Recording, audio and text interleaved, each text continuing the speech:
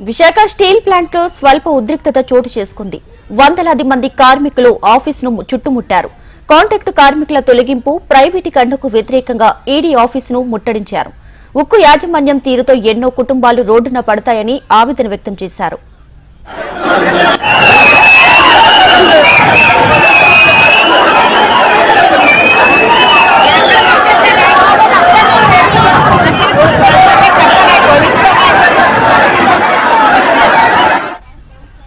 Visakha steel plant లో స్వల్ప ఉద్రిక్తత చోటు చేసుకుంది. వందలాది మంది కార్మికులు ఆఫీసును చుట్టుముట్టారు. అయితే కాంట్రాక్టు కార్మికుల తొలగింపు, ప్రైవేటీకరణకు వ్యతిరేకంగా ఈడీ ఆఫీసును ముట్టడించారు. మరిన్ని డీటెయిల్స్ మా ప్రతినిధి అనురాధ అందిస్తారు. అనురాధ,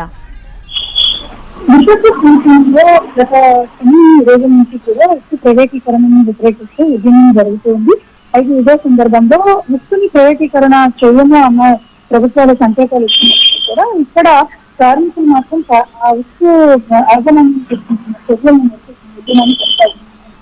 అయితే ప్రస్తుతం తాజాగా ఉక్కు పరిశ్రమలో దాదాపుగా 4,000 మంది కాంట్రాక్ట్ కార్మికులను ఆన్లైన్ నుంచి వాళ్ళ కార్యక్రమం చెల్లించడం జరిగింది. వాళ్ళ యాజమాన్యం వాళ్ళకి ఒక ప్రకటన చేయడంతో త్వరగా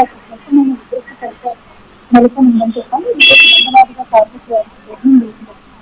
కార్మికులు ఆఫీస్ సందర్భం కూడా చూపించి వాళ్ళు తెలియజేస్తున్నారు. 3 రోజుల పాటు ఉక్కులో నచ్చిన కార్యక్రమాలకు పిలుపునిచ్చినప్పుడు కూడా ఈరోజు సడన్ గా మొత్తం కార్మికులు ఏదైతే కాంట్రాక్ట్ కార్మికులు ఉన్నారో వాళ్ళందరినీ కూడా తెలియజేసిన నేపథ్యంలో వాళ్ళంతా కూడా చేరుకుని తన నిరసన తెలియజేస్తా ఉన్నారు. ఉక్కు పరిశ్రమని ప్రైవేటీకరణలో పరిధి వేస్తున్న భాగంగానే ఈ కాంట్రాక్ట్ కార్మికులందరినీ కూడా తొలగించారు. వాళ్ళకి ఏవైతే ఉక్కు పరిశ్రమలో ఉన్న కార్డ్స్ ఉంటాయో వాటి అన్నింటినీ కూడా పర్మనెంట్ చేయాలి.